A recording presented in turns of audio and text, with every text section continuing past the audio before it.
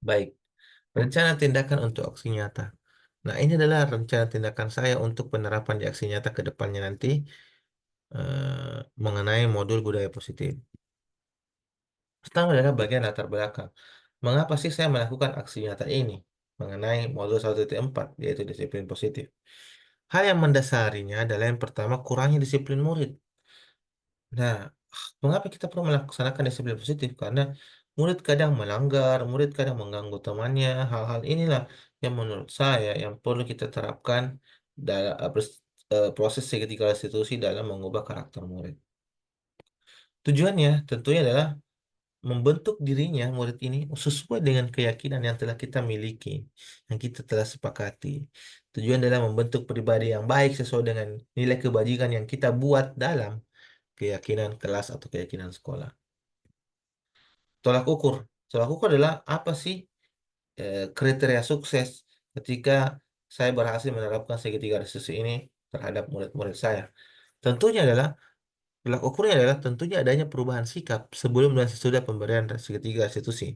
Penilaiannya adalah secara singkat adalah ada tidak perubahan ketika kita menerapkan eh, segitiga restitusi terhadap murid. Misalkan dia adalah apakah dia mengulangi tidak pelanggarannya atau minimal ada tidak pengurangan pelanggaran seperti itu. Misalkan pelanggarannya 100%, kemudian setelah direstitusi mereka jika dia masih melakukan pelanggaran tapi pelanggarannya di bawah 100%, misal seperti itu.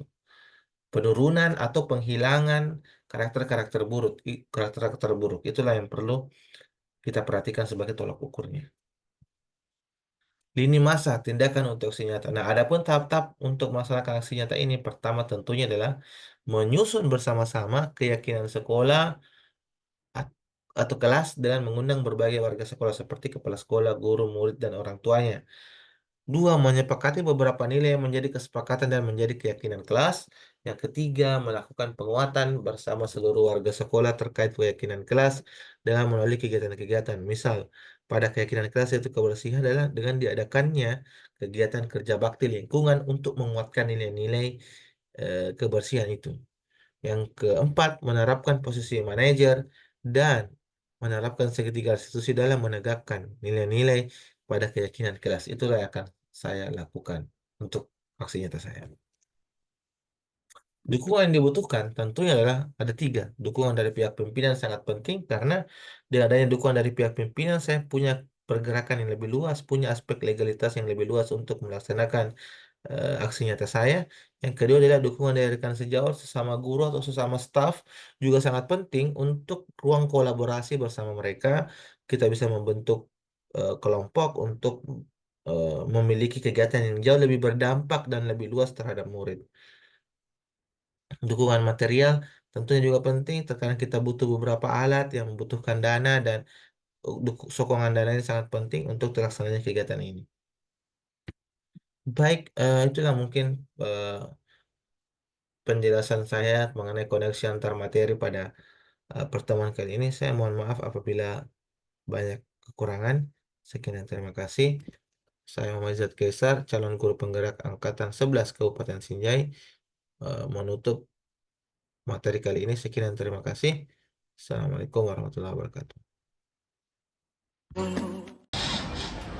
Assalamualaikum warahmatullahi wabarakatuh. Puji syukur kita panjatkan atas kehadirat Allah Subhanahu wa taala karena atas berkat limpahan rahmat dan dayanya lah sehingga kita bisa berkumpul di tempat ini dalam acara sosialisasi penanaman budaya positif di PTD SMP 20 Sinjai. Ini merupakan bentuk aksi nyata kami bertiga terkait bagaimana menanamkan budaya positif di sekolah. Dan kalau populer juga kita kirimkan sholawat kepada Nabi Muhammad SAW karena dialah suri tauladan kita semua, dialah yang membawa zaman ini menjadi lebih awalnya yang jahiliyah menjadi lebih bermoral. Baik, sebelum kita memulai ke acara pertama, marilah kita mendengarkan sambutan dari Wakil Kepala UPTD SMP 20 Sediai atas. Dengan ini Ibu Haji Nurdiah dipersilakan dengan hormat.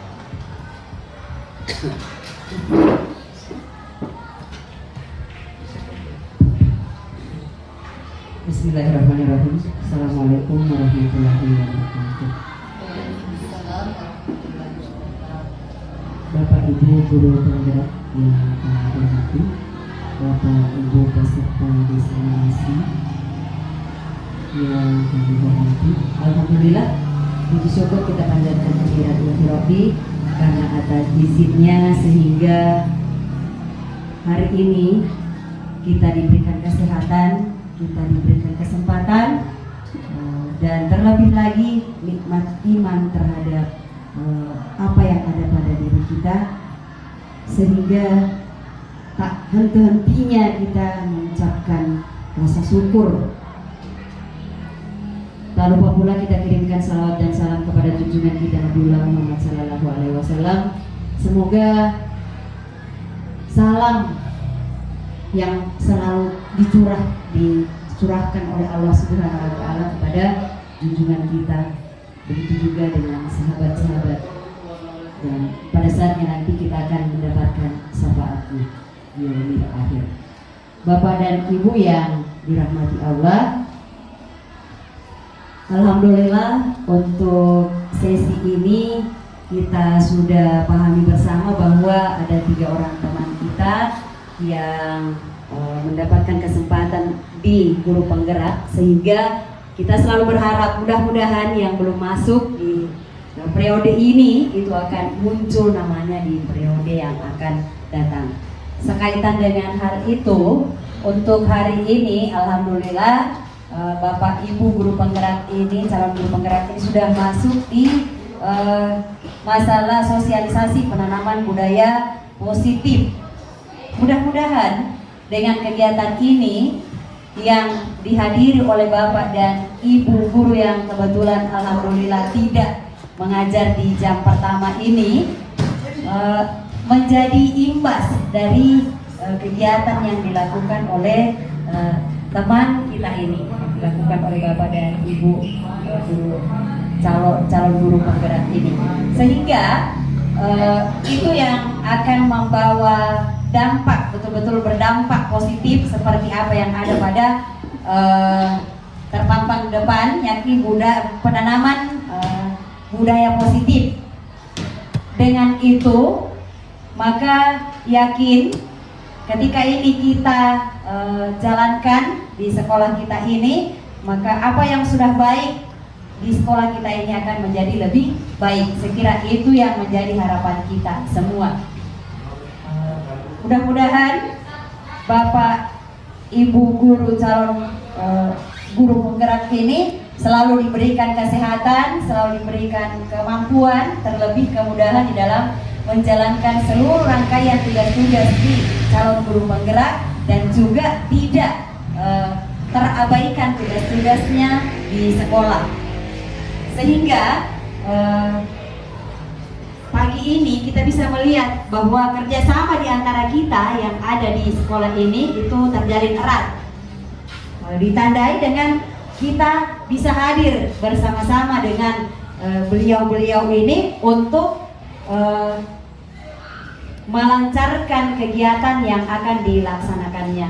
Jadi saya kira apa yang merupakan pengantar untuk masuk pada kegiatan hari ini cukup. Mudah-mudahan kemudahan yang selalu kita minta oleh kepada Allah dan kesehatan, sehingga apa yang kita sudah programkan itu semua bisa berjalan dengan sebaik-baiknya. Saya kira itu harapan kita bersama.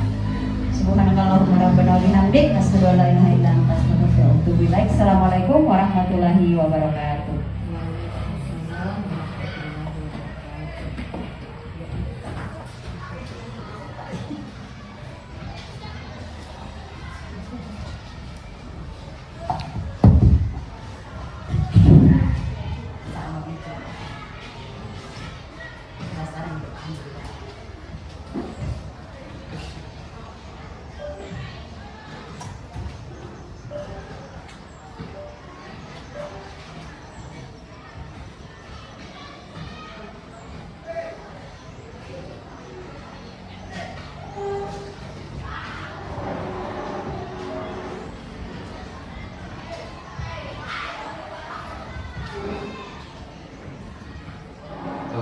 Baik, Assalamualaikum warahmatullahi wabarakatuh.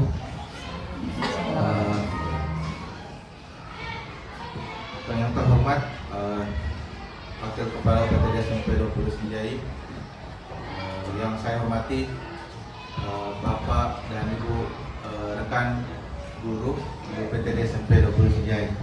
Nah, pada kesempatan kali ini izinkanlah saya untuk menjelaskan mengenai penanaman budaya positif di UPTD SMP 20 Sinjai. Nah, sebelumnya saya ingin menerangkan bahwa tujuan saya di sini bukanlah untuk menggurui Bapak Ibu. Saya kira Bapak Ibu jauh lebih memiliki pengalaman yang luar biasa daripada saya. Yang ingin saya tampilkan di sini dan dua rekan saya lainnya adalah untuk mendiseminasikan atau berbagi pengetahuan yang kita dapatkan selama mengikuti pendidikan guru penggerak, khususnya di modul 1.4 mengenai budaya positif.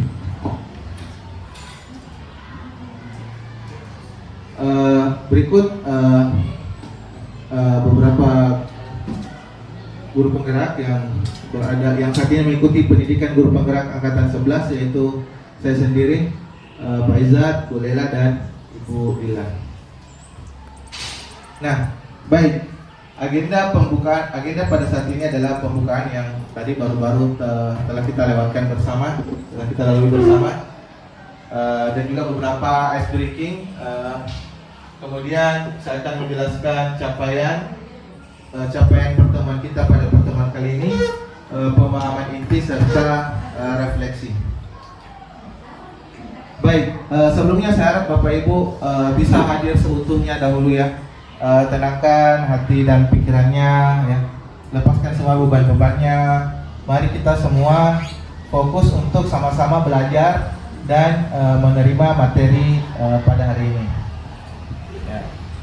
Baik, sebelumnya Bapak Ibu, mari kita agar lebih bersemangat, mari kita sama-sama melakukan proses ice breaking ya. Saya harap Bapak Ibu bisa menemukan pasangannya masing-masing. Ini permainannya berdua ya, mungkin Ibu Sura dan Ibu Nirma, Pak Jumadin dan Pak Syarif, Bu gimana? Tina sama Bu Tina sama Ibu Rahmaniar dan ya Bu Mala dengan ya. Nah, cari pasangannya Bapak Ibu. Oke, nah cara mainnya seperti ini ya. Jadi kepalkan kedua tangannya. Oke ya. Terus kemudian kita susun tangan kita dengan tangan teman kita bergantian. Ya. Iya, oke. Sudah? Bu bisa mungkin sama Bu Romania dan Bu Tina. Oke. Nah, ini kasihan.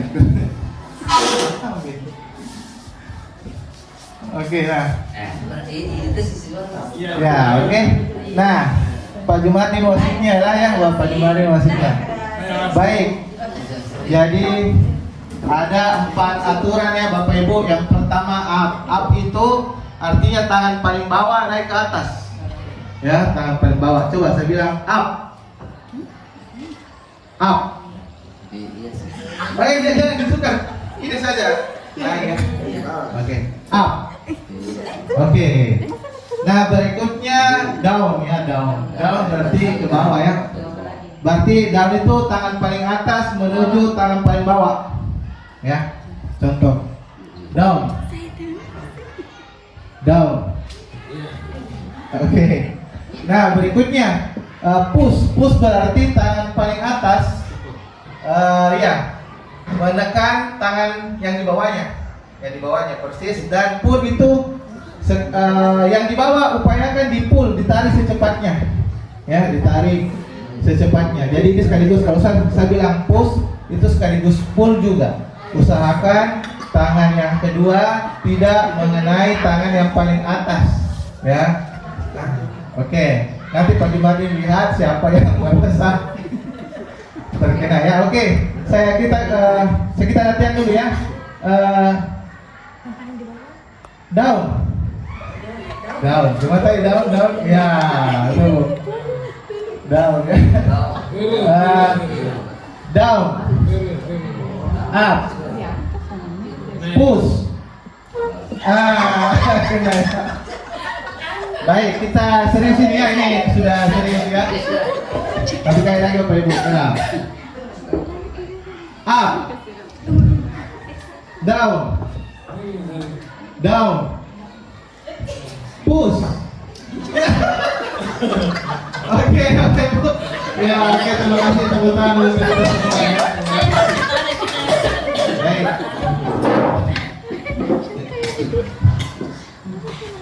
Baik, capaian pembelajaran kita pada pertemuan kali ini ada 3. Yang pertama adalah saya harap Bapak Ibu mampu untuk memahami konsep pendidikan menurut Ki Hajar Dewantara dihubungkan dengan konsep budaya dan lingkungan positif di sekolah yang berpihak kepada murid.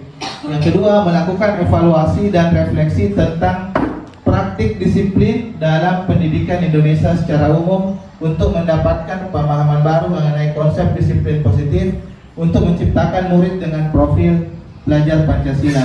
Yang ketiga, memahami peran sebagai guru untuk membangun budaya positif dengan menerapkan konsep disiplin positif dalam berinteraksi dengan murid.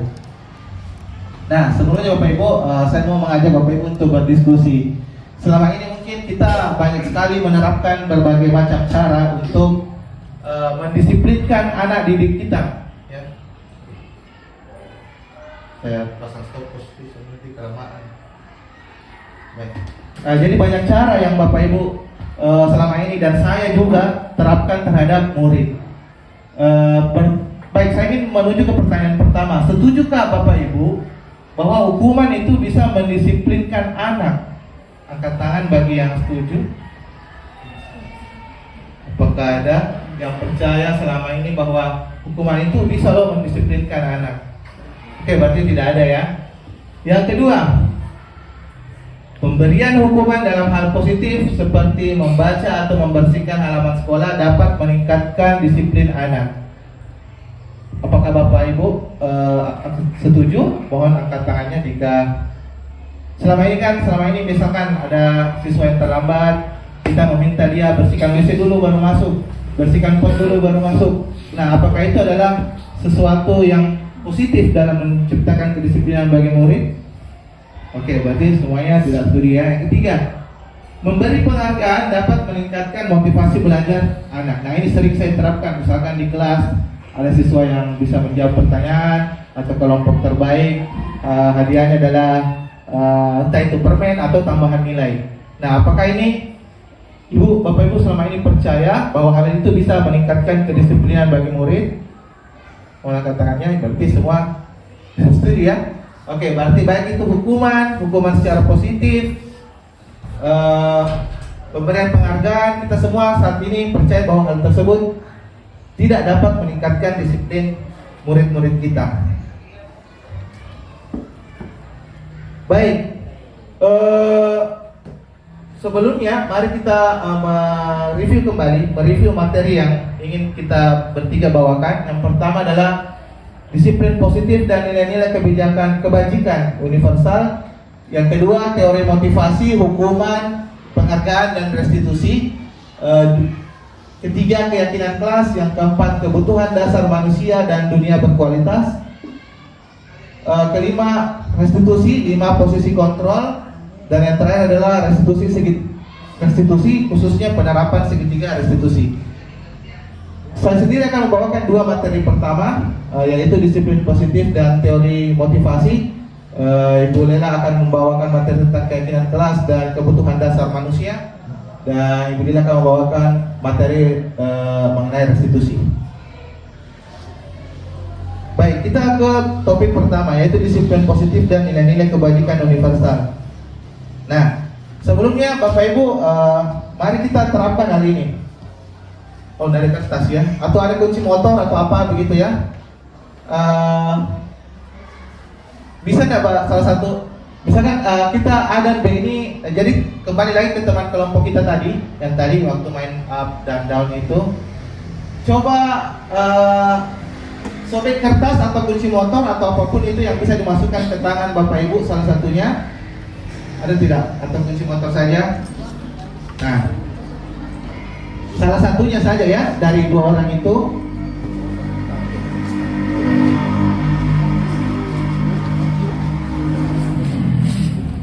Oke, nah, jadi salah satunya saja ya, letakkan di tangan Anda, misalkan di jadi kertas, Bapak Ibu bisa tutup dulu, kepalkan dulu dengan tangannya, ya. Salah satunya saja ya dari antara dua orang itu. Nah, genggam sekuat-kuatnya ya, buat sebuah kepala di kepala. Lalu yang satunya yang tidak mengepalkan tangan itu cobalah untuk mencoba sekuat tenaga untuk mengambil isi dalam tangannya temannya Bapak Ibu. Entah itu dibujuk, dipaksa, di macam cara. Coba kita lihat dulu. Kira-kira bagaimana strateginya Bapak Ibu dalam merebut isi dari kepala tangan pasangannya. Nah, jadi apa yang terjadi ya? Jadi bagaimana? Apa yang terjadi Bapak Ibu? Ketika khususnya saya mau bertanya kepada yang membujuk ini dulu. Ibu siapa? Ibu mana mungkin? Ibu yang membujuk ya? Oh enggak, Ibu Jum. Bagaimana strateginya Bu Jum untuk membuat Bu Mala mau memberikan isi kepala tangannya, bagaimana? Dibujuk atau dipaksa dibuka sekarang? Dibujuk ya, dibujuk. Misalkan, ayo ini saya mau kasih hadiah kalau mau dibuka gitu ya. Nah, mau kusuap saya tapi tidak mau. Kusuap berikan. Kusuap ya. Oke. Nah, baik. Saya mau bertanya ke yang mengepal, Ibu Irma. Nah, bagaimana, apa perasaan yang Ibu rasakan ketika dibujuk? Apakah Bu Irma mau langsung memberinya? Bagaimana? Tidak ya. Nah, jadi kurang lebih seperti apa hubungannya dengan disiplin ini, kedisiplinan?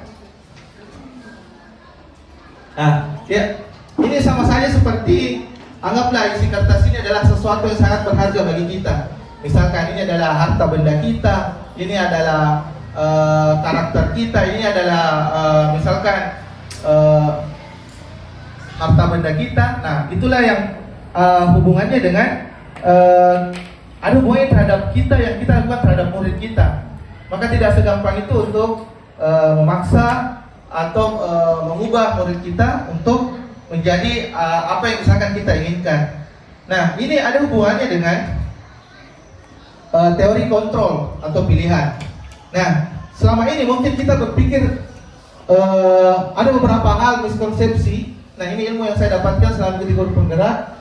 Kita biasa ini terbagi atas dua, stimulus respon dengan teori kontrol.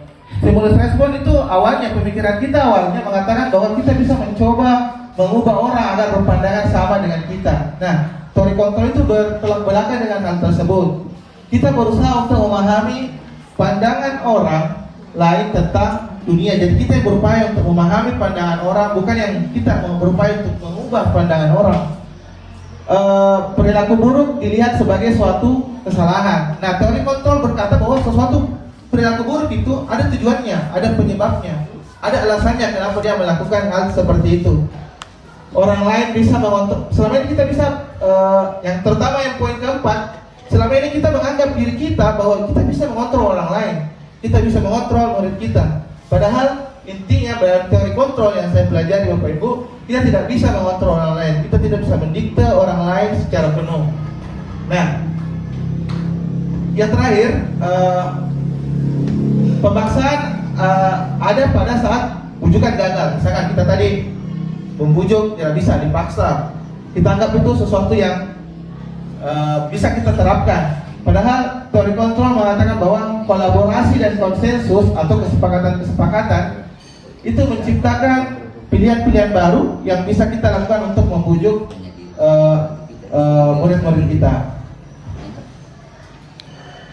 Nah, sebelum kita memahami apa itu disiplin, kita perlu pahami bahwa disiplin itu berasal dari kata Latin disiplina yang artinya belajar. Ya, disiplin diri membuat orang menggali potensinya menuju sebuah tujuan apa yang dihargainya.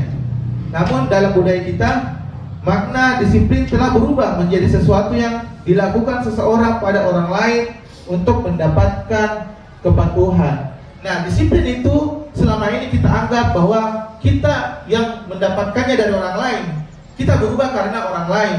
Padahal makna disiplin adalah belajar. Itu bersumber dari diri kita sendiri, dari internal kita sendiri, internal murid-murid kita sendiri untuk menyadari dirinya bahwa dia harus merubah dirinya. Seperti itu. Itulah sebenarnya makna disiplin. Bukan karena kita mendapatkan teguran, bukan kita mendapatkan hukuman, tapi itu rasa sadar diri kita sendiri. Baik, nilai-nilai kebajikan universal. Nilai-nilai kebajikan adalah sifat-sifat positif manusia yang merupakan tujuan mulia yang ingin dicapai setiap individu. Nilai-nilai tersebut bersifat universal dan lintas bahasa, suku bangsa, agama maupun latar belakang. Sebelumnya saya mau tanya dulu Bapak Ibu, selama ini nilai-nilai kebajikan apa yang selama ini kita terapkan di sekolah? Mungkin Pak Sarif, selama ini ketika menerapkan di kelas itu, selama ini di sekolah kita nilai kebajikan apa yang selama ini kita terapkan? Masuk, ucapkan salam. Mengucapkan salam.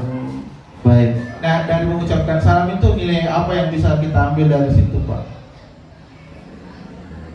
Nilai-nilai religi atau agama atau ke Nilai religi.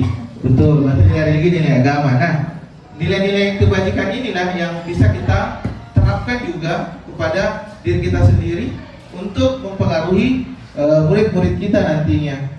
Dan inilah nanti nilai kebajikan inilah yang menjadi dasar ketika kita ingin membuat keyakinan kelas yang akan nanti dijelaskan lebih lanjut oleh Ibu Lela terkait keyakinan kelas. Jadi setiap perilaku perbuatan memiliki suatu tujuan, kata William Glasser ya. William Glasser adalah seorang ilmuwan psikologi yang menemukan teori kontrol tadi. Jadi dengan mengaitkannya dengan nilai kebajikan, maka motivasi intrinsik dari murid itu terbangun sehingga menggerakkan motivasi dari dalam untuk mencapai tujuan mulia yang diinginkan. Jadi seperti yang Pak Salif tadi katakan, kita itu dalam nilai religi diharapkan nilai religi ini terbangun atau tercipta dari murid itu sendiri. Baik, apa-apa saja sih nilai kebajikan universal yang selama ini saya dapatkan? Tadi seperti yang pertama yang dikatakan oleh dikatakan oleh Bapak, yaitu beriman, nilai religi ya, beriman, bertakwa kepada Tuhan Yang Maha Esa dan berakhlak mulia. Yang kedua, mandiri, berkebinekaan global, bergotong royong, kreatif dan bernalar kritis. Nah, yang keenamnya ini adalah yang sering kita sebut ketika melakukan tema proyek P5 atau proyek pemetaan profil pelajar Pancasila. Nah, nilai-nilai kebajikan inilah yang diharapkan dapat terbangun dari murid-murid itu sendiri. Nah, dalam bentuk program atau kebajikan perlu diingat beberapa hal ya dalam memberikan apresiasi. Pertama, ada pengakuan secara khusus pribadi ke semua murid secara konsisten dan fokus pada proses. Jadi, misal biasa kita memberikan penghargaan kepada murid, misalkan murid ini misalkan paling aktif atau paling suka mengganggu temannya. Ketika dia berubah, ada pengakuan khusus yang kita berikan. Misalkan biasa akhirnya kau sudah mulai mengerjakan tugas. Itu namanya perlakuan secara khusus. Artinya khusus adalah kelakuan-kelakuan tertentu yang sudah dia tidak lakukan kembali. Perlakuan pribadi itu sebagai karakternya. Misalkan murid yang awalnya misalkan suka mengganggu temannya menjadi orang yang menghormati temannya. Ke semua murid seperti kita memberikan apresiasi, tepuk tangan kepada semuanya apabila mereka mampu untuk mengikuti pembelajaran kita dengan baik. Nah, ini beberapa contohnya.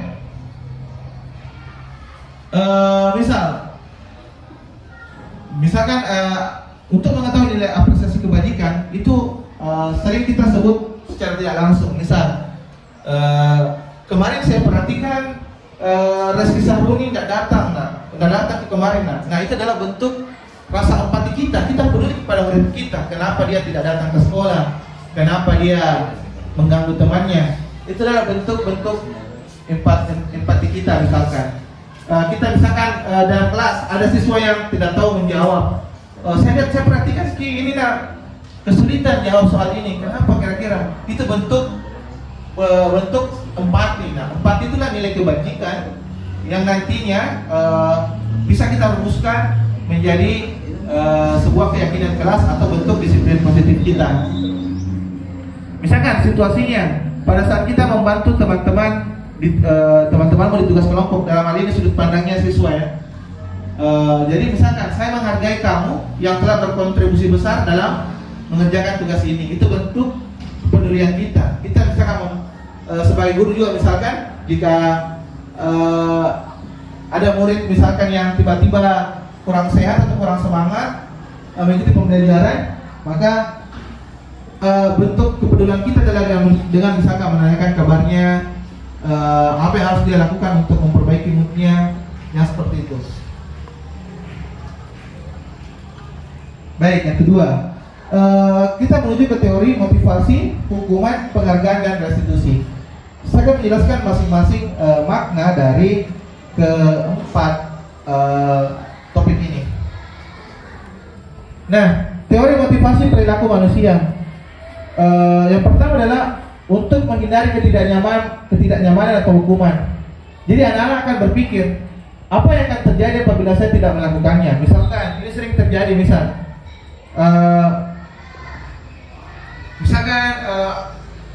saya pernah terapkan dulunya. Misalkan anak-anak yang terlambat misalkan 15 menit ke atas di luar saja. Jadi anak-anak itu akan berpikir untuk, jadi dia motivasinya adalah masa-masa ini daripada di kelas keluarga misalkan. Itu adalah dia berupaya untuk menghindari ketidaknyamanan itu. Ya, sama analoginya kayak misalkan mengapa kita misalkan beriman atau beragama, karena daripada kita disiksa di neraka misalkan ya. Jadi itulah ketidaknyamanan hukumannya itulah yang mau kita hindari sehingga kita termotivasi. Nah, ini adalah salah satu bentuk motivasi yang terbawah ya, yang paling bawah, karena dia mau melakukan sesuatu karena tidak mau dihukum. Nah, itu adalah bentuk motivasi pertama. Yang kedua, untuk mendapatkan imbalan dari orang lain. Nah, ini sering kita lakukan. Misalkan, ayo nak jawab nak, yang benar saya kasih hadiah, yang benar saya tambahin nilainya. Jadi anak-anak itu tujuannya untuk mendapatkan hadiah, bukan untuk keinginannya untuk ingin belajar atau mengembangkan dirinya. Nah, ini juga salah satu motivasi yang sebenarnya lebih baik lah daripada yang pertama, namun itu bukan yang terbaik.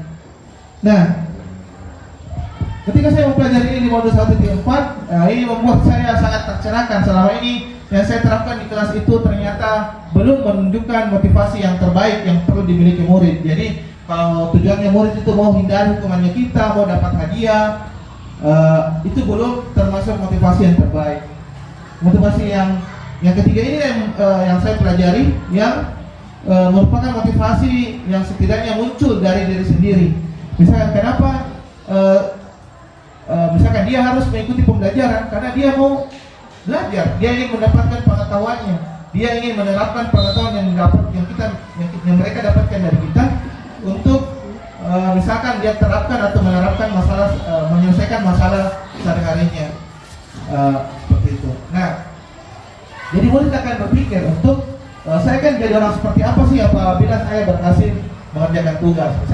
Saya misalkan mengerjakan tugas karena saya mau lihat diri saya disiplin, saya mau lihat diri saya bertanggung jawab, ada nilai yang dia dapatkan ketika dia melakukan sesuatu, bukan karena dia mengumpulkan tugas karena takut dihukum oleh gurunya atau dikerjakan tugas biar ada hadiah atau diapresiasi, seperti itu.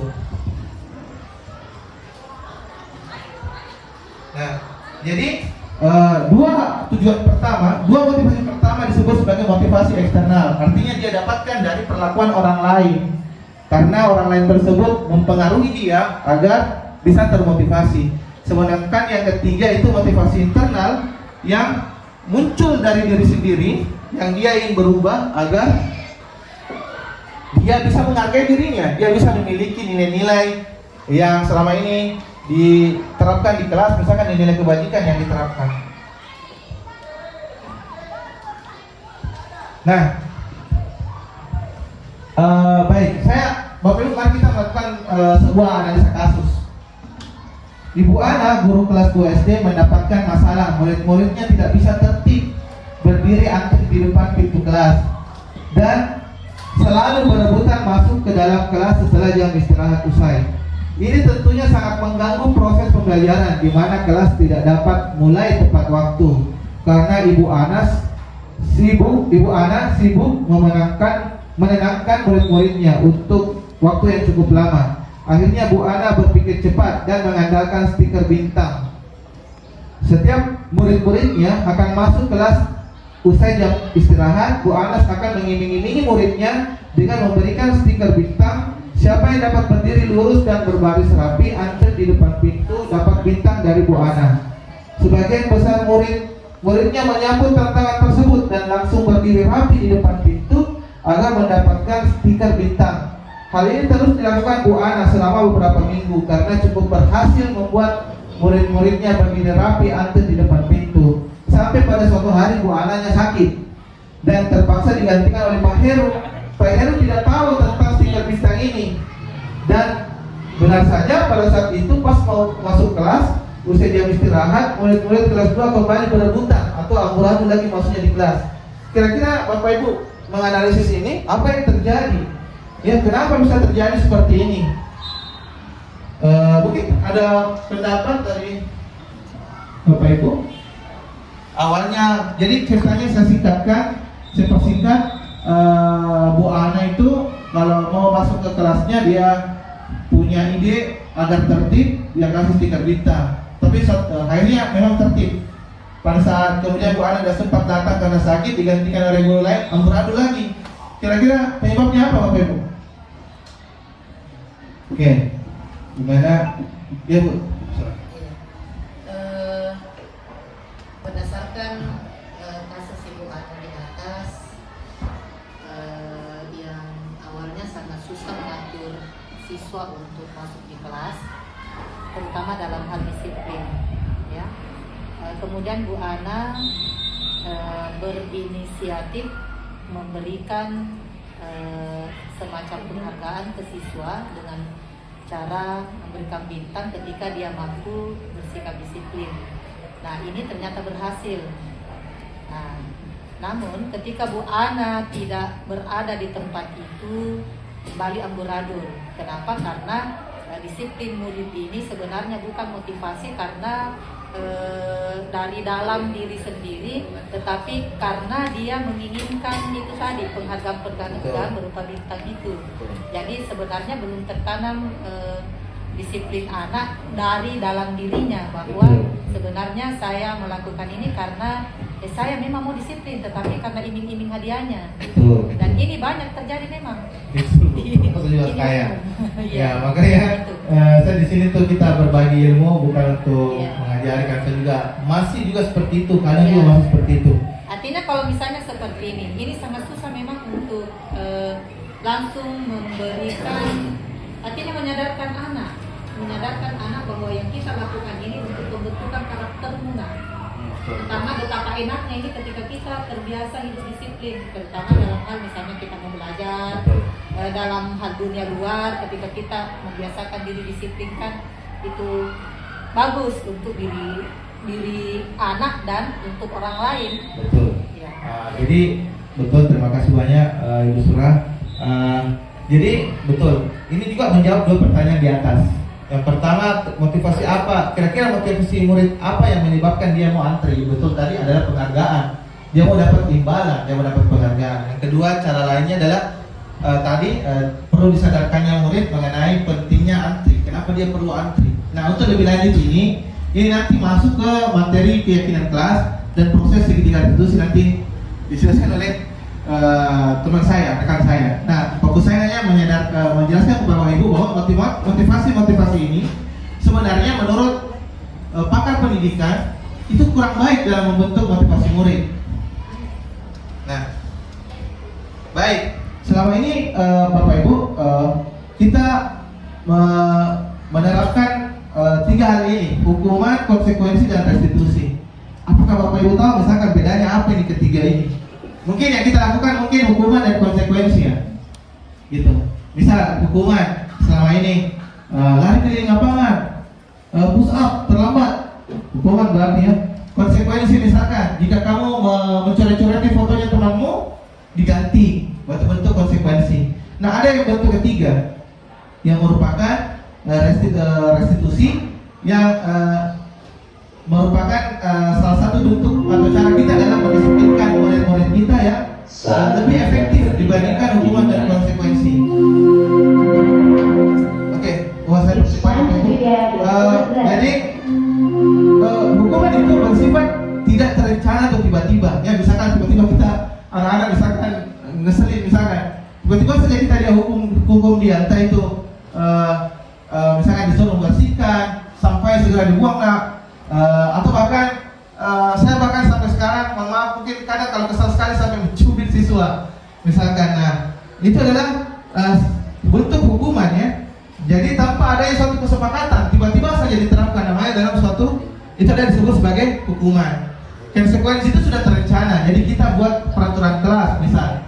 Jadi bagi hari ini misalkan sampahnya yang tercecer dalam kelas, otomatis konsekuensinya yang melakukan adalah yang piket pada saat itu yang bersihkan. Itu bentuk konsekuensi. Sedangkan restitusi merupakan proses kolaboratif yang mengajarkan murid untuk mencari solusi untuk masalah mereka. Jadi bedanya, kalau hukuman itu tiba-tiba kadang tidak terencana, kadang kita lagi kesal, langsung saja kita terapkan. Kalau konsekuensi itu terencana atau sudah disepakati bersama. Jadi kalau terlambat, misalkan datang jam olahraga, lari keliling lapangan dulu 3 kali baru masuk. Misal, itu konsekuensi. Restitusi itu adalah proses kolaboratif. Namanya tidak hanya murid yang menemukan solusinya, tapi dengan gurunya, dengan guru mata pelajarannya, guru BK-nya, orang tua murid. Kita sama-sama mencari solusi untuk masalah mereka. Kita bantu murid berpikir, kira-kira apa yang harus melakukan biar kau tidak melakukan kegiatan ini, melakukan kejelekan ini lagi. Kita bantu dia berpikir, kita arahkan dia sehingga dia menjadi pribadi yang lebih baik. Itulah bentuk dari restitusi. Jadi dia harus kolaboratif, dia harus bekerja sama dengan orang lain. Baik. Oke, saya percepat Bapak Ibu. Nah, ada pengaruh jangka pendek dan jangka panjangnya dari masing-masing ini. Apa sih dampaknya apabila kita terapkan hukuman, konsekuensi, dan restitusi tadi? Jadi, penghargaan itu sifatnya sebenarnya menghukum dan tidak efektif, merusak hubungan kita dengan murid. Apalagi kalau dia misalkan sampai marah sekali atau dendam sekali misalkan, menurunkan kualitas, mematikan kreativitas, dan mengurangi motivasi intrinsiknya murid. Jadi dia misalkan ketemu Pak Izzat karena takut dia ngapain nanti kalau melakukan pelanggaran. Dia tidak, harapan saya juga setelah mempelajari ini, saya harap murid itu bukan takut ke saya, tapi karena dia mau jadi pribadi yang lebih baik. Seperti itu Bapak Ibu. Penghargaan pun juga tidak efektif karena dia hanya mau melakukan sesuatu hal kalau ada hadiahnya. Kalau tidak ada hadiahnya, dia tidak melakukannya lagi. Nah, itu adalah sesuatu bentuk motivasi yang juga kurang begitu efektif. Penghargaan juga merusak hubungan. Misalkan kalau siswa itu terus yang dapat penghargaan, kan yang lain bisa cemburu. Itu juga merusak hubungan. Jadi kadang murid-murid juga yang dihukum itu terus yang dihukum, seperti itu. Jadi dia punya rasa merusak hubungan kita dengan murid, seperti itu Bapak Ibu. Baik, saya percepat.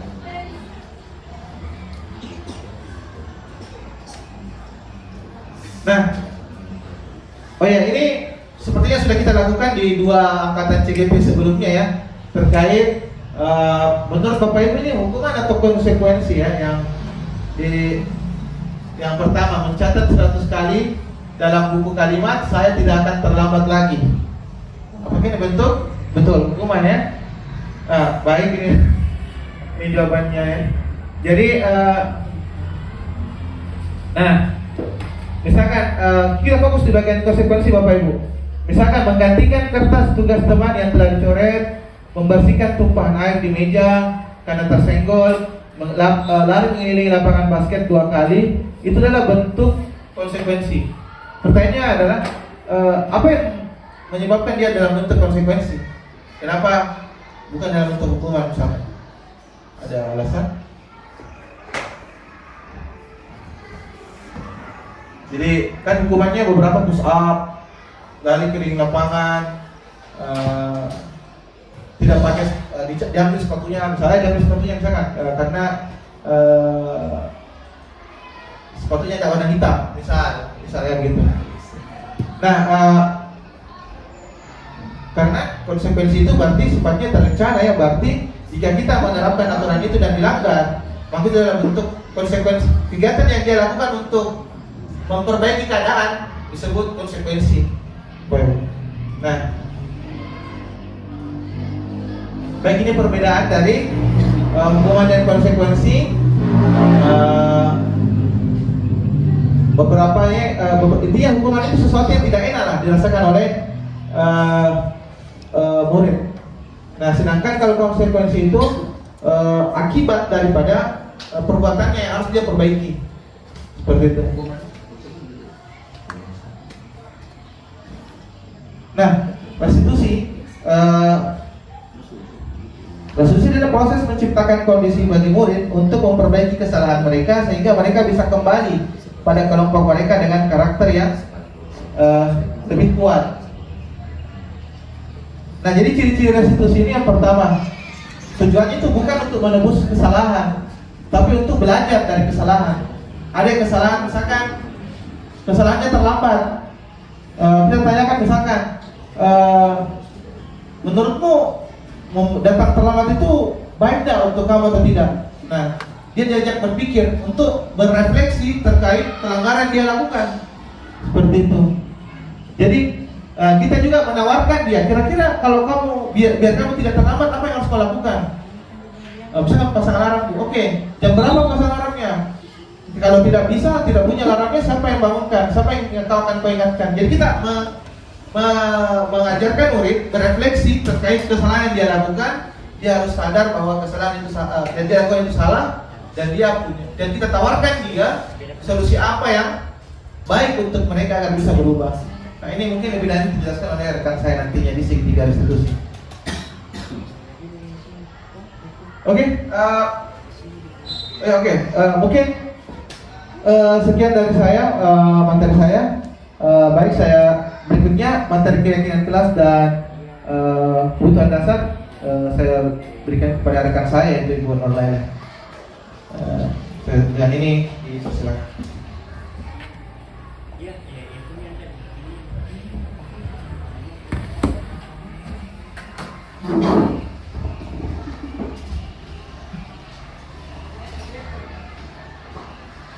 Baik, terima kasih atas kesempatannya. Assalamualaikum warahmatullahi wabarakatuh. Baik, tadi dari rekan saya itu menjelaskan tentang disiplin positif dan teori dari motivasi. Dan selanjutnya saya akan membahas tentang yaitu keyakinan kelas. Jadi dari keyakinan kelas ini yaitu mengapa tidak peraturan saja dan mengapa harus keyakinan kelas. Jadi di sini ada 3, yaitu mengapa kita memiliki peraturan harus menggunakan helm mengendarai kendaraan beroda 2. Kira-kira mengapa, Bapak Ibu?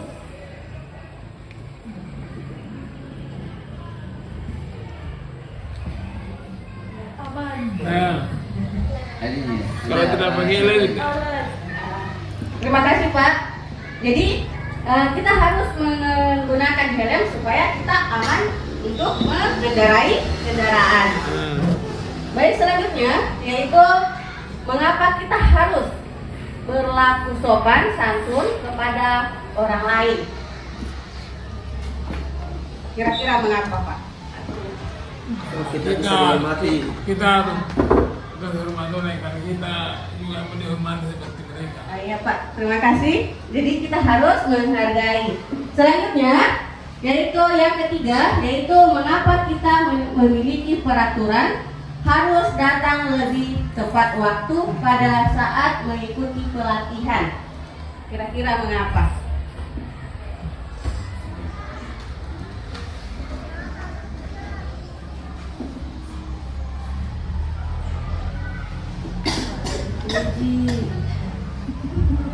Baik Bu, terima kasih.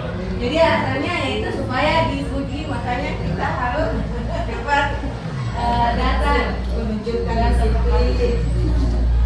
Baik, selanjutnya yaitu untuk mendukung motivasi dari intrinsik kembali ke nilai-nilai atau keyakinan yang lebih menggerakkan seseorang dibandingkan mengikuti serangkaian peraturan-peraturan. Jadi selanjutnya yaitu proses pembentukan keyakinan sekolah atau kelas. Jadi dari proses pembentukan keyakinan kelas yaitu mempersiapkan warga sekolah atau murid-murid di sekolah atau di kelas untuk bercurah pendapat tentang peraturan yang perlu disepakati di sekolah atau di kelas. Terus selanjutnya yaitu mencatat semua masukan-masukan pada para murid atau warga sekolah di papan tulis atau di kertas besar atau kertas ukuran poster di mana semua anggota kelas atau warga sekolah bisa melihat hasil curah pendapat. Terus selanjutnya yaitu susunan dari keyakinan kelas sesuai dengan prosedur pembentukan keyakinan sekolah atau di kelas. Terus dan dari di sini gantilah kalimat dalam bentuk negatif dan positif. Jadi contohnya dari kalimat negatif yaitu jangan berlari di kelas atau di koridor. Jadi itu dalam bentuk negatif. Jadi kalau dari dalam bentuk negatif berarti menggunakan kata jangan. Sedangkan dari positif itu berarti berjalanlah di kelas atau di koridor. Jadi seperti itu contoh dari kalimat positif dan negatif dari keyakinan kelas Bapak Ibu. Jadi negatifnya adalah menggunakan kata jangan. Terus dan positifnya yaitu berjalanlah. Terus selanjutnya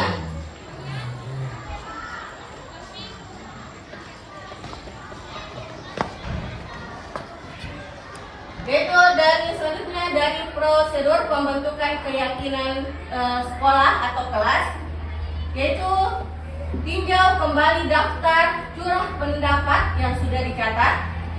Terus yang selanjutnya yaitu tinjau ulang keyakinan sekolah atau kelas secara bersama-sama. Sebaliknya yaitu keyakinan sekolah atau kelas tidak terlalu banyak atau bisa berkisaran antara 3 atau 7 prinsip dari keyakinan kelas. Terus bila mana terlalu banyak, maka warga kelas akan sulit mengingatnya dan akibatnya sulit untuk dijalankan. Jadi ketika kita membentuk dari keyakinan kelas itu harus berkisaran antara 3 sampai 7 prinsip keyakinan. Jadi tidak boleh lebih dari 7 atau kebanyakan karena akan mengakibatkan sulit untuk dijalankan.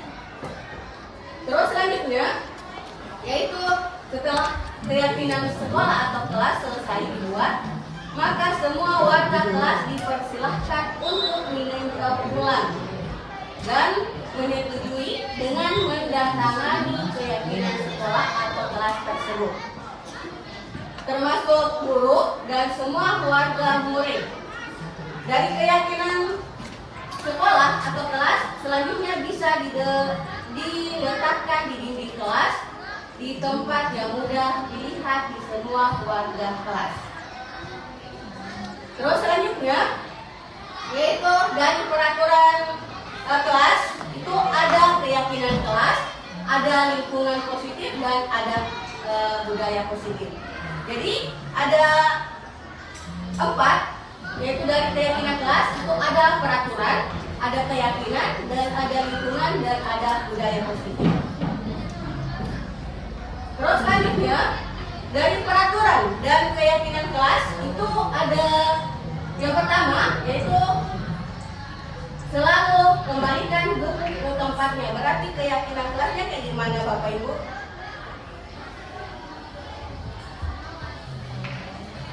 Jadi kembalikan buku di tempatnya. Keyakinan kelasnya kayak gimana?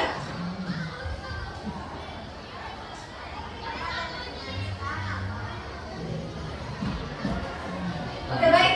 Jadi dari peraturan kelas dan keyakinan kelas, jadi kalau selalu kembalikan buku di tempatnya, berarti keyakinan kelasnya adalah tanggung jawab. Sedangkan dilarang mengganggu orang lain, berarti keyakinan kelasnya yaitu menghormati orang lain. Hadir di sekolah 15 menit sebelum pembelajaran dimulai, berarti keyakinan kelasnya yaitu menghormati orang lain dan berkomitmen. Terus dilarang melakukan kekerasan, berarti dari keyakinan kelasnya yaitu keselamatan, menghormati orang lain. Dilarang menggunakan narkoba, berarti dari keyakinan kelasnya yaitu bagian kesehatan. Bergantian atau menunggu giliran, berarti dari keyakinan kelas yaitu menghormati orang lain dan bersabar. Sedangkan menggunakan masker, berarti dari keyakinan kelas yaitu kesehatan dan keselamatan. Menjaga jangan berlari di kelas atau di koridor, berarti dari keyakinan kelas yaitu keselamatan dan keamanan. Jadi seperti itu dari peraturan dari keyakinan kelas Bapak. Baik, selanjutnya yaitu dari kebutuhan dasar manusia dan dunia berkualitas. Jadi dari kebutuhan dasar manusia dan dunia berkualitas yaitu ada 5 kebutuhan dasar manusia. Yang pertama yaitu harus bertahan hidup. Terus yang kedua kasih sayang, rasa diterima, kesenangan, penguasaan, dan kebebasan. Jadi yang pertama itu harus bertahan hidup. Ketika kita tidak bertahan hidup, berarti kita tidak mendapatkan kasih sayang, kesenangan, penguasaan, dan kebebasan. Jadi dari kelima kebutuhan dasar manusia tadi, kasih sayang. Dari yang pertama tadi ada bertahan hidup. Jadi dari bertahan hidup, terus yang kedua kasih sayang dan rasa diterima, terus penguasaan, kebebasan, dan kesenangan. Jadi tadi dari bertahan hidup, yaitu kalau kita bertahan hidup berarti harus membutuhkan makanan, pakaian, tempat tinggal, keamanan, dan kesehatan. Terus yang kedua yaitu ketika kita sudah bertahan hidup berarti membutuhkan rasa kasih sayang dan diterima. Jadi rasa kasih sayang dan diterima yaitu rasa diterima, dipedulikan, berbagi, kerjasama, menjadi bagian dalam kelompok. Terus yang ketiga dari kebutuhan dasar manusia yaitu dari penguasaan.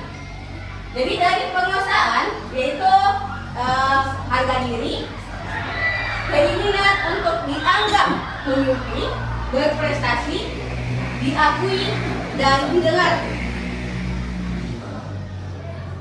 Terus yang keempat yaitu dari kebebasan, yaitu kebebasan itu harus mandiri, memiliki pilihan, mencoba hal baru, terus mampu mengendalikan arah dirinya. Itu dari kebebasan. Dan yang kelima yaitu kesenangan. Jadi kesenangan yaitu harus bermain, humor, terus antusiasme dan tertawa.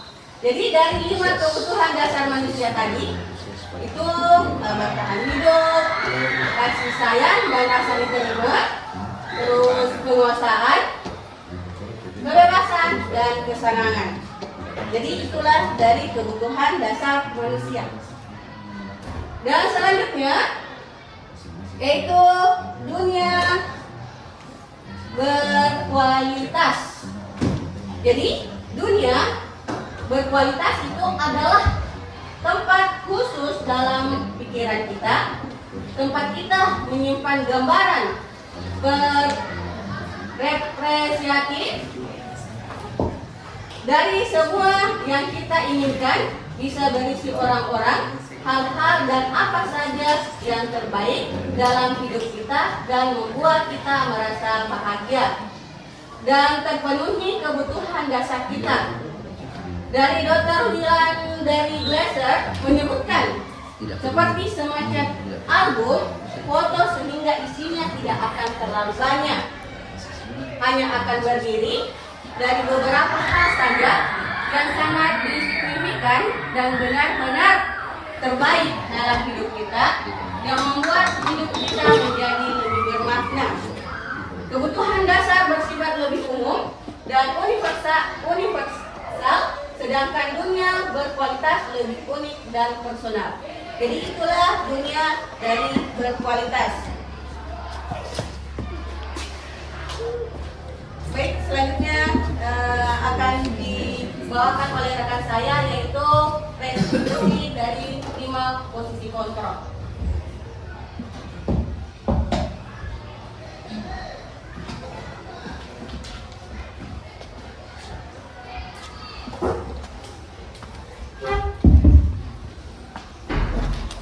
Terima kasih atas kesempatan yang diberikan. Assalamualaikum warahmatullahi wabarakatuh. Ya, bagaimana Bapak Ibu? Sudah mulai jenuh? Tidak ya? Ya, jadi untuk melanjutkan materi yang akan saya bawakan, saya mau mengajak dulu Bapak Ibu untuk refreshing sedikit, untuk ice breaking. Ya, boleh berdiri Bapak Ibu supaya lebih refresh lagi situasi dan suasananya.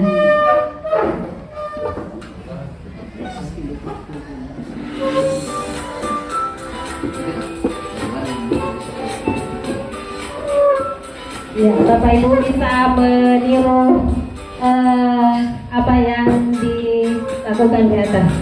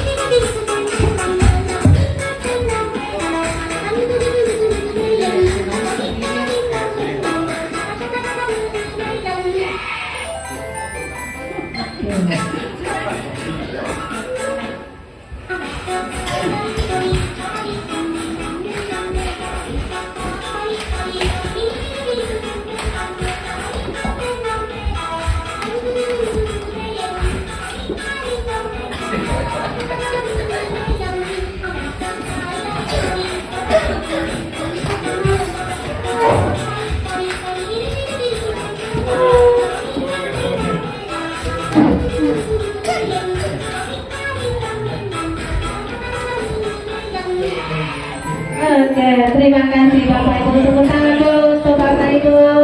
Iya. Jadi apa tadi itu ice breaking-nya itu melatih kita untuk senantiasa berkonsentrasi. Karena terkadang kita mau tepuk, tapi ternyata musiknya kita sudah mau tepuk paha. Iya. Baik Bapak Ibu, saya akan melanjutkan materi yaitu restitusi. Jadi di restitusi itu ada 5 posisi kontrol Ya. Ya, di 5 posisi, ternyata Bapak Ibu, 5 posisi kontrol itu yang senantiasa kita hadapi selama ini dalam proses pembelajaran itu ada yang namanya penghukum, kemudian ada pembuat merasa bersalah, kemudian ada posisi kontrol teman, kemudian pemantau dan manajer. Dan ini yang kelima Bapak Ibu, mungkin selama ini sudah kita terapkan, tapi kita tidak tahu posisi di mana kita ini. Apakah kita sebagai pemantau, apakah kita pembuat merasa bersalah, atau sebagai teman terhadap murid-murid kita. Nah, jika penghukum itu seorang penghukum bisa menggunakan hukuman fisik maupun verbal. Ya, orang-orang yang menjalankan posisi penghukum senantiasa mengatakan bahwa sekolah memerlukan sistem atau alat yang dapat lebih menekan murid-murid lebih dalam lagi. Nah, bagaimana hasilnya Bapak Ibu ketika posisi kontrol ini sebagai penghukum? Nah, kemungkinan murid akan marah dan mendendam atau bersifat agresif. Bisa jadi sesudah kembali duduk, murid tersebut akan mencoret-coret bukunya atau meja tulisannya.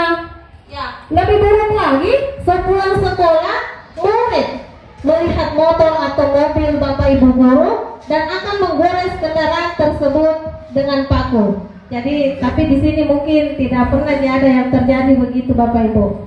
Ya, jadi seperti itu contoh, salah satu contoh ketika kita berada di posisi kontrol penghukum. Selanjutnya, posisi kontrol pembuat merasa bersalah. Jadi, dalam posisi ini biasanya guru akan bersuara lebih lembut. Pembuat rasa bersalah akan menggunakan keheningan yang membuat orang lain merasa tidak nyaman, bersalah, atau rendah diri. Nah, bagaimana hasilnya Bapak Ibu ketika pembuat merasa bersalah? Murid akan merasa bersalah telah mengecewakan ibu atau bapak gurunya.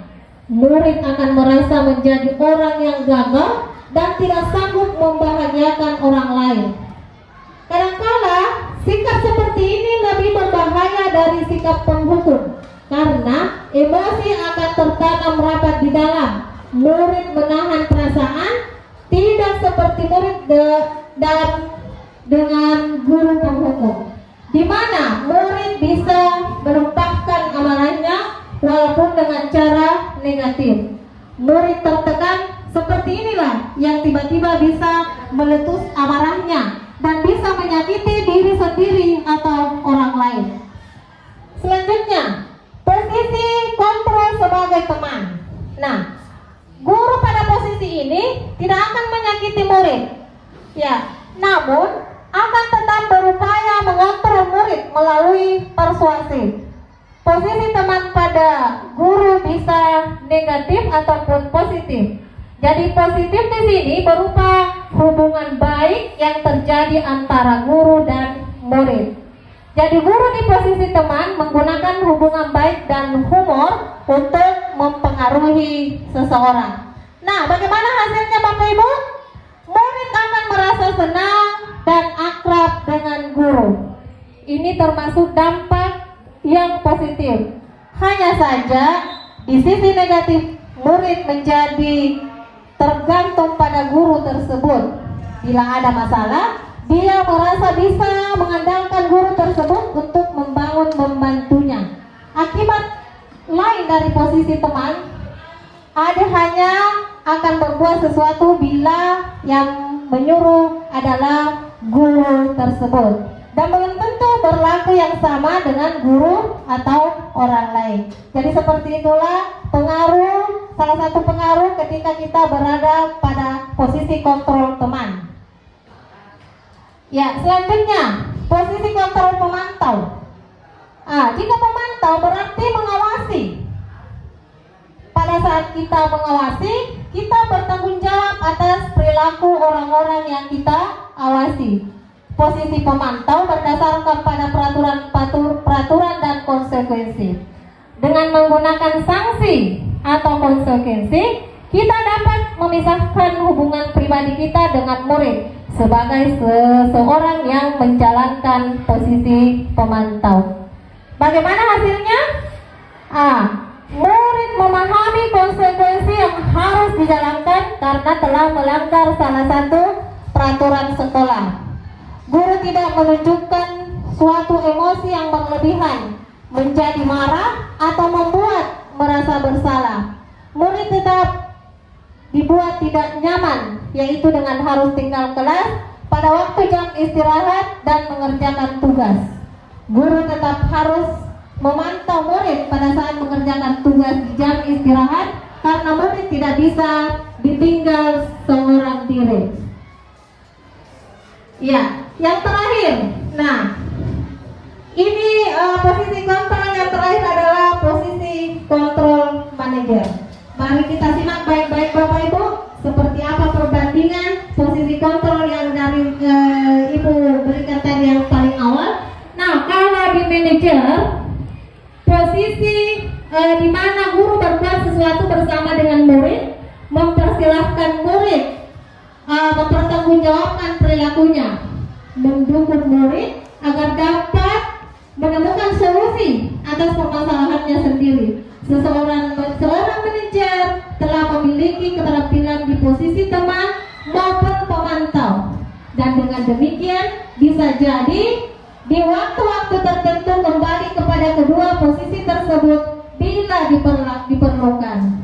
Namun bila kita menginginkan murid-murid kita menjadi manusia yang merdeka, mandiri, dan bertanggung jawab, maka kita perlu mengacu kepada restitusi yang dapat menjadikan murid kita seorang manajer bagi dirinya sendiri.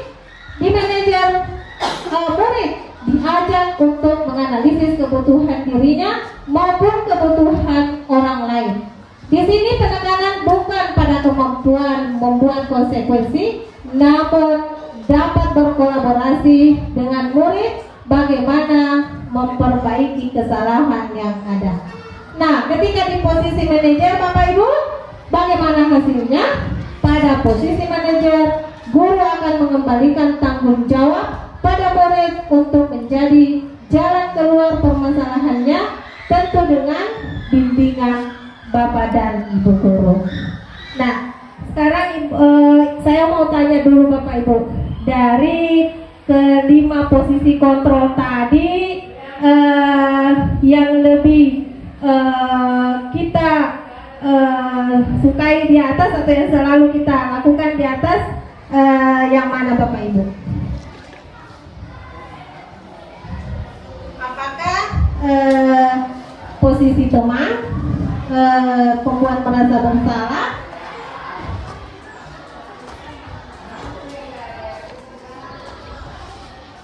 ya ini?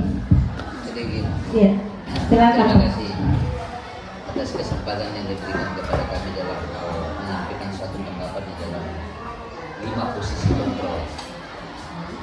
Kalau yang sering kami lakukan, ini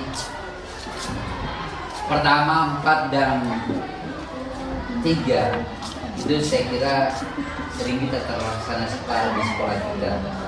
Kenapa? Karena masing-masing ibu bapak dan ibu bagaimana bentuk yang bisa dilakukan untuk mengontrol anak. Bagaimana tadi di posisi awal dari Pak Isat bahwa ada beberapa poin tadi yang dilakukan di situ, ada pendekatan terhadap siswa.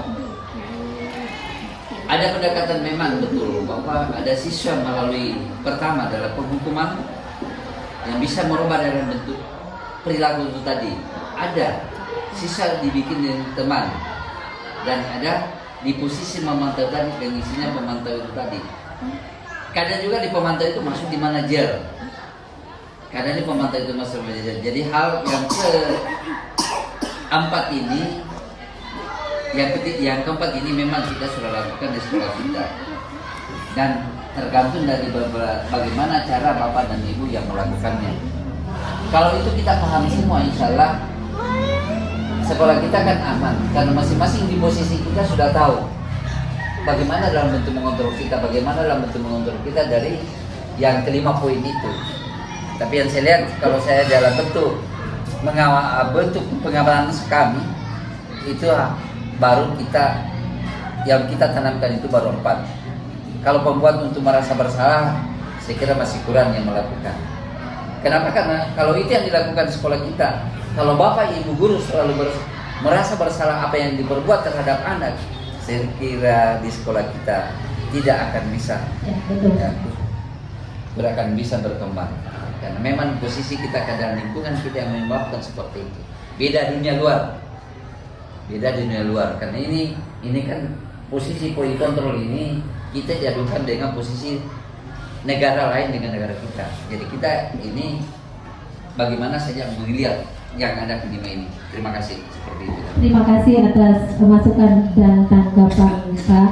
Ya, jadi dari 5 posisi kontrol ini kita tidak bisa nafikan ya, karena selama ini itu ada semua sisi positif maupun negatifnya ketika kita memperlakukan anak dalam posisi kontrol tersebut. Namun di sini di poin terakhir itu bagaimana kita mengusahakan diri kita untuk bisa memposisikan diri kita sebagai manajer. Ya, selanjutnya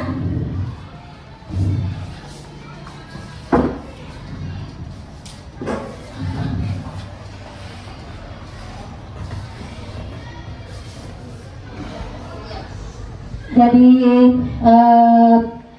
ini ada bagian dari 5 posisi kontrol. Ya, jadi ketika ini sebagai ada 3 motivasi, ada 3 motivasi. Ada dia berada di identitas gagal. Ya, itu maksudnya kontrol dari luar. Ada juga motivasi identitas berhasil ataupun sukses, itu kontrol dari luar juga. Kemudian identitas berhasil atau sukses, ada kontrol diri. Nah, di kontrol identitas gagal itu dia di posisi penghukum atau membuat orang merasa bersalah. Jadi misalnya guru berbuat menghardik, menunjuk-nunjuk, menyakiti, menyindir, kemudian contoh berceramah dan mengatakan seharusnya atau ibu kecewa.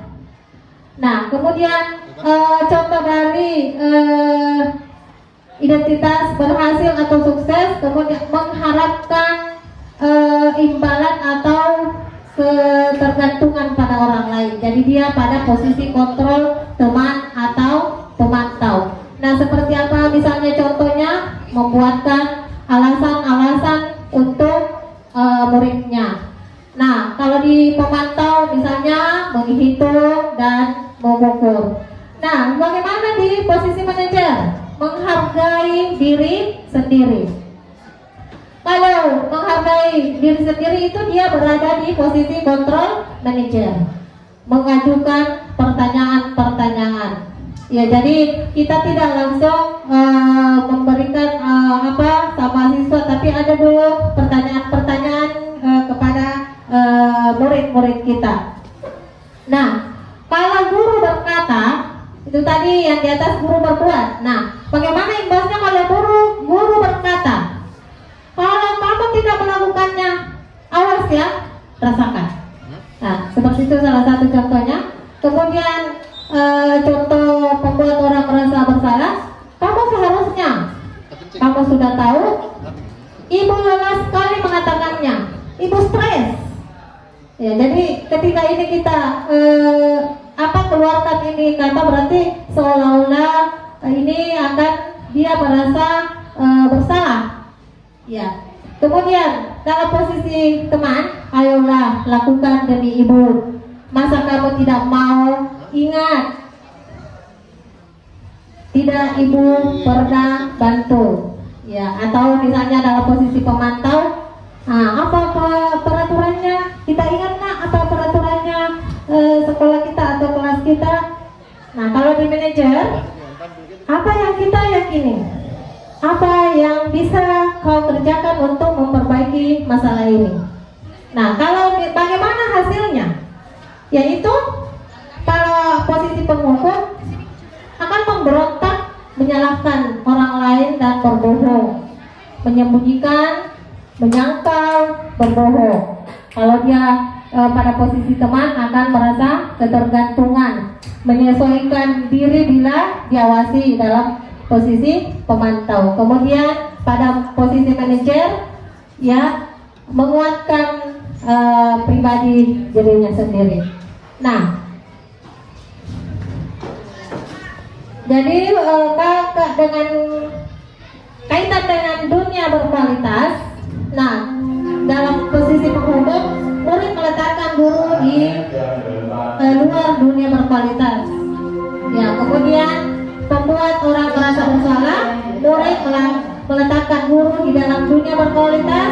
Kemudian pada posisi teman, murid meletakkan guru di sebagai orang yang sangat penting di dunia berkualitas. Kemudian pada posisi pemantau, murid meletakkan guru, peraturan dan hukum di dunia berkualitas. Selanjutnya pada posisi manajer, murid meletakkan dirinya sebagai individu yang positif dalam dunia berkualitas. Nah, bagaimana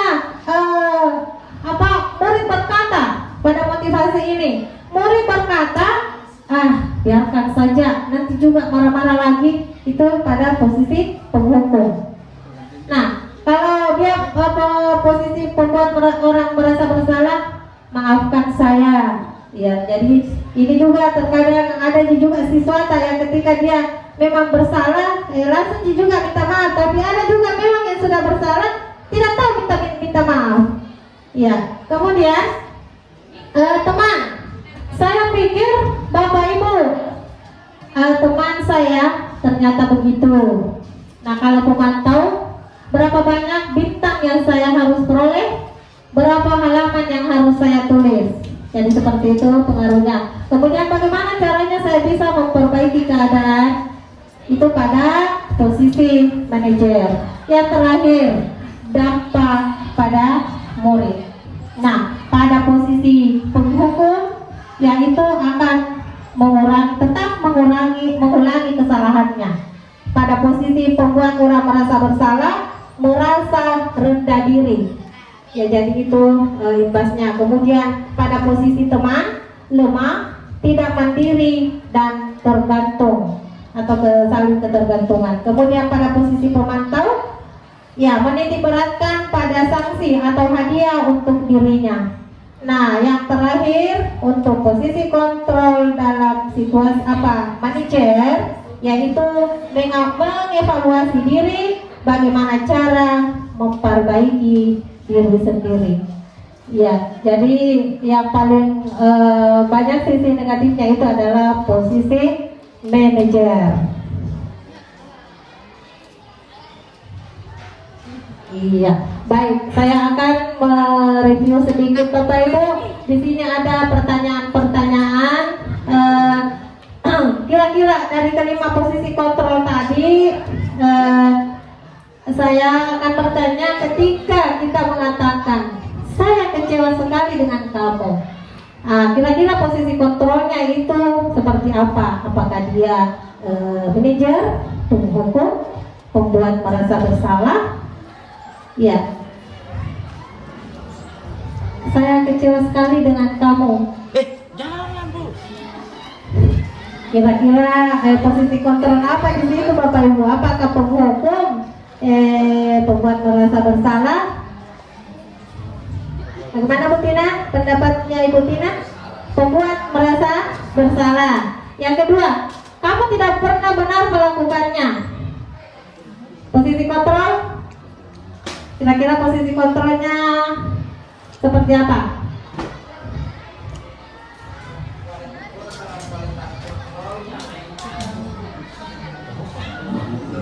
Kemudian, ayolah lakukan demi ibu, demi bapak. Membuat merasa bersalah. Posisi teman yang ketiga, ya, ayolah lakukan demi, ya. Oke. Apakah kamu mau mendapatkan stiker bintang hari ini? Posisi kontrol apa itu kalau mau kita apa? Mau di sono? Iya. Kalau misalnya bagaimana kamu bisa menyelesaikan masalah ini? Nah, ya terakhir kamu selalu yang paling terakhir. Ya, misalnya kamu selalu yang paling terakhir datang ke sekolah. Ya, sekarang kita siapa kira-kira yang mengatakan Bapak Ibu? Iya, jadi membuat orang merasa bersalah, penghukum, teman, pemantau, manajer, dan penghukum. Ya. Selanjutnya Bapak Ibu,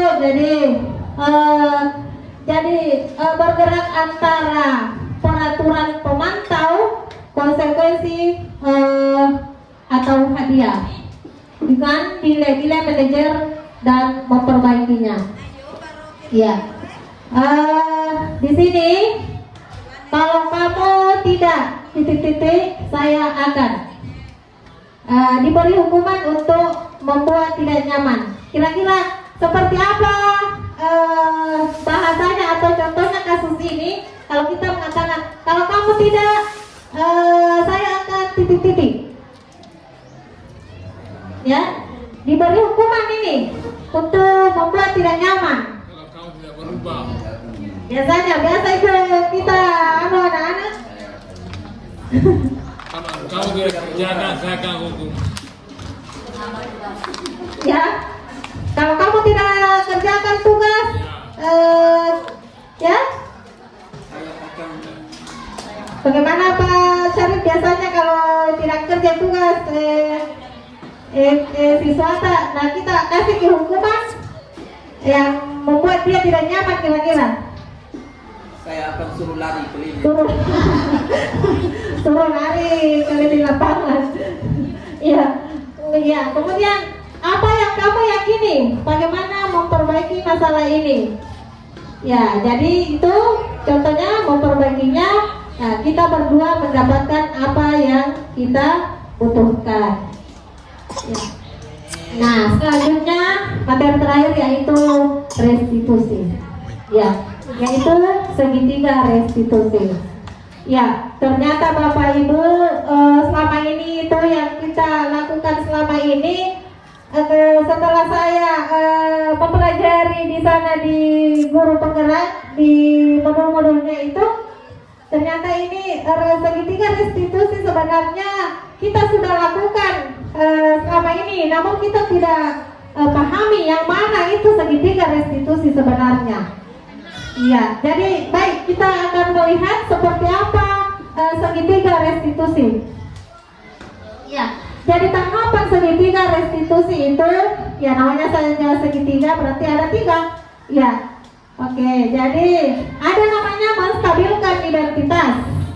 Ya, jadi kita stabilkan dulu identitas. Misalnya kalau ada siswa yang melanggar, misalnya kenapa terlambat? Langsung kita kasih hukuman. Pungut sampah terlambat. Kita tidak tanya dulu kenapa terlambat, apa masalah sehingga terlambat. Ya. Kemudian yang selanjutnya ada namanya validasi tindakan yang sama. Ya. Selanjutnya menanyakan keyakinan. Ya, keyakinan apa yang tadi kan sudah dijelaskan oleh Ibu Lela bahwa ada keyakinan kelas atau keyakinan sekolah yang telah disepakati oleh Bapak Ibu. Ya, jadi ketika ada pelanggaran itu kita adakan namanya tahapan segitiga restitusi. Nah, seperti apa yang kita katakan kepada mereka? Nah, misalnya menstabilkan identitas. Setiap orang pasti pernah melakukan kesalahan. Jadi kita kasih dulu kata-kata seperti itu, atau kamu bukan satu-satunya yang pernah melakukan ini. Ya, jadi itu contoh salah satu contoh menstabilkan identitas. Ya, selanjutnya bagaimana memvalidasi tindakan? Kamu tentu punya alasan mengapa melakukan itu. Nah, pasti kalau kita tanya ke siswa, pasti dia ada alasannya. Ya, atau ada cara yang lebih efektif untuk mendapatkan yang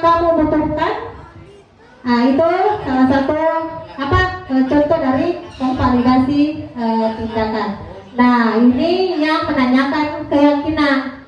Nah, nilai apa yang telah kita sepakati? Nah, ini kita tanyakan kembali Bapak Ibu. Keyakinan kelas yang telah kita sepakati, kita tanya kembali. Pasti dia ingat itu murid-muridnya. Kemudian kamu ingin menjadi orang seperti apa? Ya, bagi berhasil, bagi apa? Ya. Oke. Nah, selanjutnya. Nah, di segitiga restitusi ini untuk menstabilkan identitas, untuk membuat anak yang merasa gagal karena berbuat salah menjadi positif terhadap dirinya. Nah, kalau di menstabilkan identitas, ya misalnya guru berkata berbuat salah itu hal yang manusiawi. Tidak ada manusia yang sempurna. Ya, tidak ada manusia yang sempurna. Begitupun juga Bapak Ibu. Ya, Bapak Ibu juga pernah buat salah. Kita pasti bisa menyelesaikan permasalahan ini Bapak Ibu. Tidak tertarik untuk mencari tahu siapa yang benar, siapa yang salah. Bapak Ibu lebih tertarik dengan menyelesaikan masalah. Kalau kamu menyalahkan dirimu sendiri terus-menerus, apakah kamu bersikap baik pada dirimu sendiri? Ya, jadi ini menjadi pertanyaan kita semua Bapak Ibu. Iya, kemudian, nah di segitiga restitusi pada validasi tindakan membantu murid mengenali basic need atau kebutuhan dasar yang ingin dipenuhi ketika melakukan kesalahan itu. Berarti alasannya ini, ya kalau kita tanya nih, kenapa Ki terlambat nak? Kuantar Ki dulu, nenek tuh pergi pasar tuh. Ya, biasa tuh ada seperti itu. Atau meletus Ki bang motorku ibu.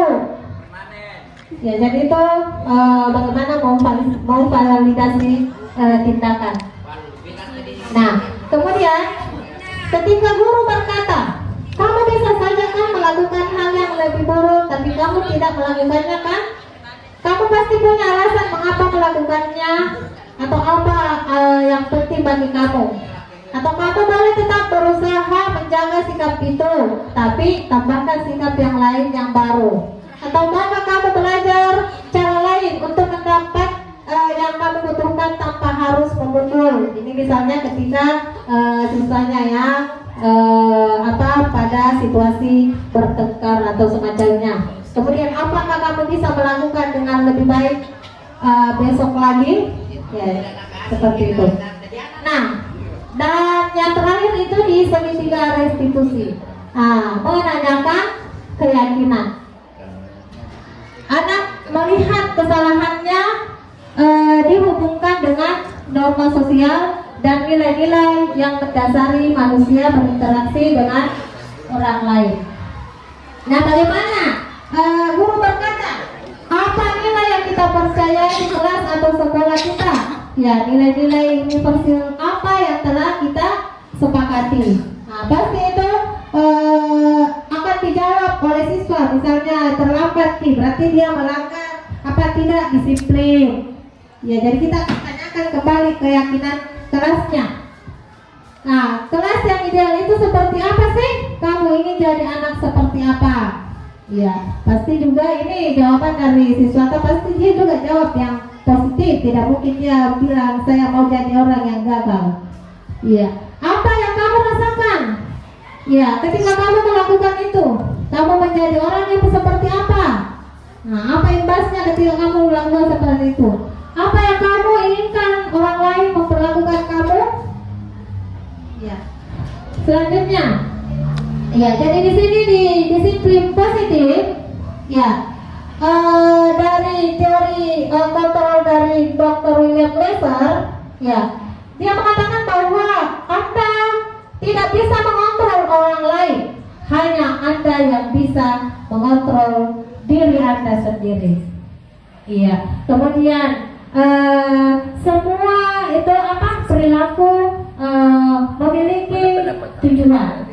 Nah, dari itu dia juga mengatakan model berpikir menang-menang, kolaborasi dan konsensus menciptakan pilihan-pilihan baru. Kemudian realitas atau kebutuhan kita berbeda. Kita berusaha memahami pandangan orang lain tentang dunia Setiap orang memiliki gambaran berbeda. Nah, dari itu makna disiplin itu ada belajar kontrol diri dengan menggali potensi kita agar tercapai tujuan mulia, yaitu sesuatu menjadi seseorang yang kita inginkan berdasarkan nilai-nilai yang kita hargai. Nah, tadi sudah dijelaskan oleh Pak Isa bahwa ada motivasi ekstrinsik, ada motivasi intrinsik. Nah, teori motivasinya itu untuk menghindari hukuman, untuk mendapatkan imbalan, untuk menghargai diri sendiri, kemudian nilai-nilai kebajikan universal dan keyakinan kelas. Nah, di 5 posisi kontrol ada penghukum, pembuat rasa bersalah, teman, pemantau, dan manajer. Nah, kemudian 5 kebutuhan dasar manusia, yaitu bertahan hidup, penguasaan, kasih sayang, dan rasa diterima, kesenangan, dan kebebasan. Dan yang terakhir itu bagaimana posisi segitiga restitusi, yaitu menstabilkan identitas dulu, kemudian validasi kebutuhan, yang terakhir keyakinan kelas. Nah, jadi baik Bapak Ibu, dari semua materi yang 6 tadi yang saya berikan itu, maka sebagai pendidik kita harus mampu memahami konsep pendidikan menurut Ki Hajar Dewantara dihubungkan dengan konsep budaya dan lingkungan positif di sekolah yang berpihak pada murid. Kemudian yang kedua, kesimpulan yang kedua, sebagai pendidik kita harus mampu melakukan evaluasi dan refleksi tentang praktek disiplin dalam pendidikan Indonesia secara umum untuk mendapatkan pemahaman baru mengenai konsep disiplin positif untuk menciptakan murid dengan profil pelajar Pancasila. Yang terakhir Bapak Ibu, sebagai pendidik kita harus mampu memahami peran sebagai guru untuk membangun budaya positif dengan menerapkan konsep disiplin positif dalam berinteraksi dengan murid. Ya. Nah, di sini ada refleksinya Bapak Ibu. Ya. Saya mau tanya dulu Bapak Ibu, kira-kira hal baru apa yang mengubah paradigma kita setelah saya tadi memberikan 6 materi? Kemudian perasaan apa yang muncul selama mengikuti sesi ini, khususnya mengenai makna disiplin dan motivasi intrinsik? Kemudian peran Amo seperti apa yang telah lakukan selama mengikuti sosialisasi ini? Atau saya akan menjadi Amo yang seperti apa setelah mengikuti sosialisasi ini? Boleh 2 saja Bapak Ibu, mohon refleksinya. Salah satunya saja yang bisa memberikan refleksi dari 4 pertanyaan refleksi. Ada Bapak Ibu?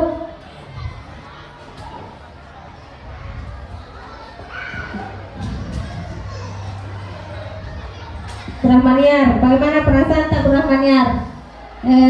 Apa yang muncul setelah kita ikuti tadi ini materinya? Tidak bosan gitu?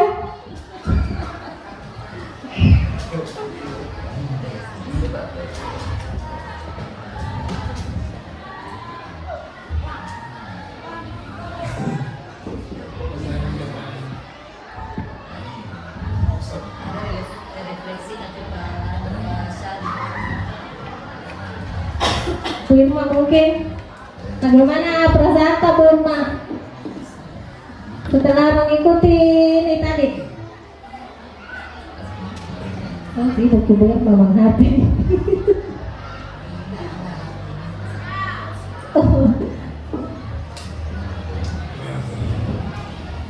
Ya, kamu syukur apa?